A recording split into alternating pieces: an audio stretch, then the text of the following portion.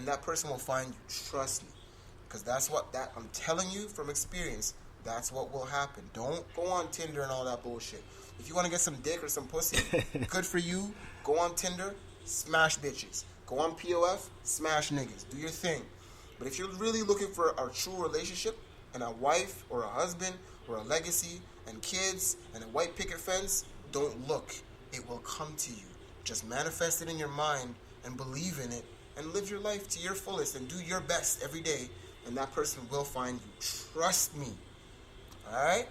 And that, my ladies and gentlemen, is Joe Knows Best. I do have a question, though. Please go. And usually... Real quick. Take a rock for me. Oh, oh. And typically when we do a Joe Knows segment, there's very little discussion on the topic. But I do have a question with regards to this one in particular. Yeah. You say don't look for it, it will come to you. Right. What if you're an impatient person? What if you feel like you're running out of time? What if you felt like you found that person, you lost that person, and there's no way of getting them back, but in your opinion, in your brain, in your heart, the hearts, you feel like, I fucked up. Okay. Now that person is gone. Mm-hmm. That was the one for me. Right. What do? Do you just sit and wait, as you said? Because maybe that one person wasn't the one. Right. But I'm just, hypothetical. Yeah, absolutely. That's a great question. This is what I think personally, because funny enough, I'm glad you brought that up, dude. There was once a girl in my life who I thought was the one. Mm-hmm. And at the time, we weren't together, but we were, you know what I'm saying? Like, it's one of those, y'all know what those complicated situations where you're not together because one of you's getting out of a relationship or you're out of a relationship and you just, but you know each other's the one, and I let her get away. Okay. And honestly, for years, I wouldn't even say to this day, but till about a year ago or so, I was like, fuck. Like, periodically I'd think about her and be like, man, I really let her get away. So I thought that was the one. Yeah. Come to today, like, I realized that she wasn't the one because I met the person that I know. Like, bro, when I tell you I know she's the one, I know. So in my personal situation, I accepted that. Okay. And I think that those scenarios to where you lose someone who you think is the one, I think that happens for a reason. And I think that you only think that person's the one until you meet the one. Because, and this is the difference, because the girl that, let me word this in a way that's not. Yeah, be careful. Yeah, when you meet the one, I'm telling you, dog, you know beyond anyone you've ever met that you think was the one, and blah, blah, blah, you just know, like, holy shit, this person's the one. Now to answer the second part of your question about people that are impatient, be patient. Okay. And it's all about... patience is a virtue. Yeah, training your life skills. Like, you can't just say, well, I'm impatient, and just, no, you need to be patient. And that's just the way it is. Because impatience will only bring you an unfinished product. So you'll only get... It's like this. If you're cooking a cake, and the cake says it takes 4 hours to cook, and you're impatient, and you wait 3 hours, you'll get a cake that's semi-done, and it looks all right, but once you start eating that cake, that middle's not going to be cooked all the way through. Nope. So even on the outside, it looks good, and maybe midway through it still tastes good. The middle part, when you get to that middle, it's going to be juicy and soggy, and it's going to make you sick. So you need to be patient. If you truly want the future and you truly want a wife or a husband and that picket fence and the kids and all of that, you have to be patient. So there's no I'm impatient, what can I do? No, you need to be patient. And when you're patient, when you're living your authentic life and you're not looking, and when you're trying to be your best, that is when you will meet that person. It won't happen if you're half-assing any of those three things. And that's what I've learned. So, just live your life, yo. Hey, no matter where it takes, just live your life. Hey. And that's it. So just, so that's what I think about that. And mind you, this is just my opinion, So I'm not like. Yeah, I mean. You know what I mean? We're not life coaches. I mean, I'm right, but it's just my opinion. Actually, no, you might be a life coach. I am a life coach. Yeah. You are actually. You are a life I coach. am a life coach. So hold on, wait a minute. Continue, please. Coach these motherfuckers. Y'all thought I was finished? No, but I mean that's it. I mean, if y'all have if y'all have any questions for me, holla at me. Like honestly, I love to help any way I can. I love to share my experiences. So if that helps you, and I love to hear your experiences, and that might help me. Like that's what we're all here together. Yeah. No one's better than anyone else. We all have experiences. And we all have different experiences that we can share with one another. So holla at me. Go to the Bad Boy Podcast on Instagram. Go to Joe Flow Fitness on Instagram.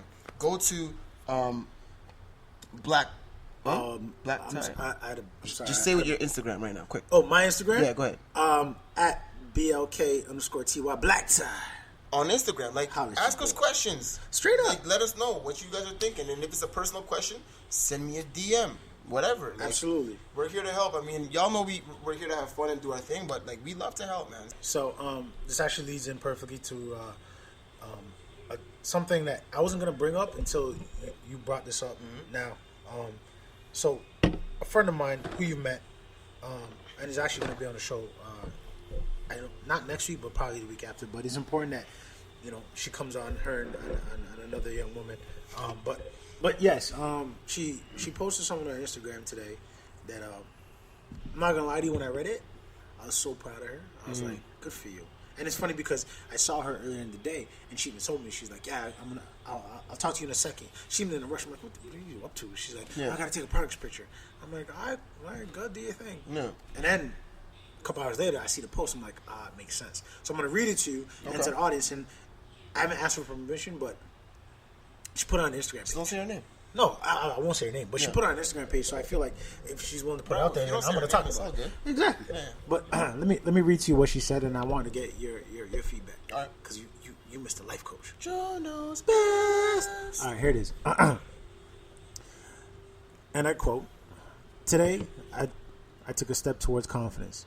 I have struggled with my weight fluctuating for many years, and I constantly battle my self-confidence and sense of worth. I've been caught up in physically, sexually, and emotionally abusive relationships for most of my adult life, and it's safe to say that I constantly compare myself to other women and beat myself up because I do not see myself as fit or as thin or as pretty as the women I see around me. I always keep myself covered up when I work out because most of the time I feel like a slob. I know this is because of my demons and the nightmares from my past. Today I decided to stand up to those demons, and for the first time ever, I worked out in a sports bra and let my imperfections be seen by all. Granted, it only lasted for 2 sets, but it's a start. I'm a survivor, and I worked damn hard to be here." Then she added, "Don't forget to stretch," which I thought was cute. It was good. It was good. And literally the pictures of her in the sports pictures? Of course, yeah. That's her. You met her before. Good friend of mine. Oh, yeah. Wow. Yeah. Really, eh? Yeah. I mean, so you want to know what I think about that? Yeah. I mean, what I think is that anytime someone is honest with themselves and they say things to themselves and they're honest with the way they're really feeling and the true deep demons that they're manifesting, and they let those demons out and speak them to themselves, that's a perfect step. Yeah. Now to take step 2 and put that out for everyone else to see releases those insecurities and those demons that we hold on to that hold us back from our goal and from reaching or walking towards our goal. Yep. And step 3, to in that moment visually wear a sports bra like she said she couldn't do. So because sometimes I could tweet something out, and although I know people are reading it, I don't see the faces of the people reading it. Exactly. So it's still a great step. Still a wonderful step. But to visually in the gym take off her thing and just wearing the sports bra, that's step 3. So in my opinion, she's perfectly on track to really making a change. Because anytime you have a goal or anytime you want to get something done and you tell as many people as possible, yo, Blkk Ty, I'm trying to lose 20 pounds. Yo, Champ, I'm trying to lose 20 pounds. Mom, I'm trying to lose 20 pounds. Dad, I'm trying to lose 20 pounds. Yeah. That holds you responsible. That holds you accountable. Absolutely. And accountability and putting accountability on yourself is the major step to success. Yeah. Because what happens is, if I kind of fall off, I'm going to be ashamed to see you in 2 weeks because you're going to be like, yo, Kojo, how's that 20 pounds coming? And I don't want to have that moment where I'm like, oh, shit. Yeah, it's, you know what I'm saying? Yeah. So by making yourself accountable and putting your demons out there, it lets everyone and all your loved ones come around you and really hold you accountable to those things and support you. So I think what she did was a beautifully courageous and bold thing. And I think that and I know who she is, and she's a great girl. I have a lot of respect for her. I think she will reach those goals, and whatever I can do to help her, I'm here to help her, bro. So let her know that. Because she's a great girl, man. I really have a lot of respect for that girl. When I read it, I don't know why I felt sympathetic. But it was like, man, she's holding all this shit. Now, I thought me and her were close, but she never, like, she expressed these things to me in passing, but never like that. Like, actually, no, she probably has. Right. I think it's me who hasn't really reflected and took it in. Just gonna say that. Yeah, which I feel, and I think that's why I felt kind of bad about it. Yeah. Reading, it's like, oh man, like I never really took the time to really listen. It's one thing. There's a big difference between hearing someone and listening to someone. And I think all I was doing was hearing her, but I wasn't listening. And when I saw that, slow clap. I was like, holy shit. Because I think in your case with her, and at the end of the day, it's not even about you or her or us or whatever, but I mean, sorry, it is about her. It's all about her. It is about her. Her being strong enough to do that, and I think that's dope, man. Like, next time I see that girl, I'm gonna tell her I saw that post, and I'm gonna be like, yo, whatever I can do to help, let me know. Yeah, and honestly, like, her and another good young woman that I had the pleasure of meeting before, her friend Tasha, they represent an organization called Broken Heels. Oh, beautiful. Broken Heels is I should have done the research. I don't want to botch this. Basically, Broken Heels is an organization that helps support women who've suffered from I want to make sure I get this correct. Suffer from abuse, whether it be physical, emotional. I think they help children as well. It's a big organization. If you haven't checked it out, it's brokenheels.com. And this is not like a promo. We're not getting shit out of this. I'm just pointing out. And for the people that are probably listening to this and saying, well, all of a sudden y'all niggas got a heart now. I know we say a lot of shit, and we do talk a lot of bullshit. No. And we refer to some women as bitches and all this, but look, if I don't even know how to, maybe you should take the lead on this one, because I'm gonna get pissed off and I'm gonna say some shit. I know you are. Listen, for all you people out there, you need to understand this. We love entertainment. We love to entertain. Yeah. We love to say things that are comical and entertaining. It's a part of our DNA. If you know me personally, you know it's part of my DNA. I like to say outrageous shit. I like to kind of make a room feel uncomfortable for comedic effect. I like to say what people are thinking but are afraid to say, which makes it funny. Which defines the Bad Boys Podcast. At the end of the day, don't forget, like, we're both in the fitness industry. We're both fitness coaches, and we both genuinely care about the fitness, health, and well-being of everyone. So at the end of the day, we definitely still have a moral side and a moral compass to us where we do care and we do love people and we do want the best for everybody. Absolutely. Even my enemies. I don't even have enemies, but just saying, even people that might not like me, I hope you do good, bro. Yeah. So, and that's the beauty of this podcast. Like, we're going to joke around and do our thing like that, but, bro, we're also going to have some serious moments and talk about some real stuff. Yeah. Because this podcast reflects us and our lives, and if we're going through some shit, then you'll hear about it, and if we're not going through some shit, you'll hear about that too. So, absolutely. Just come. It's a journey, and you're with us on it, and we love to hear your feedback because we make that a part of our journey.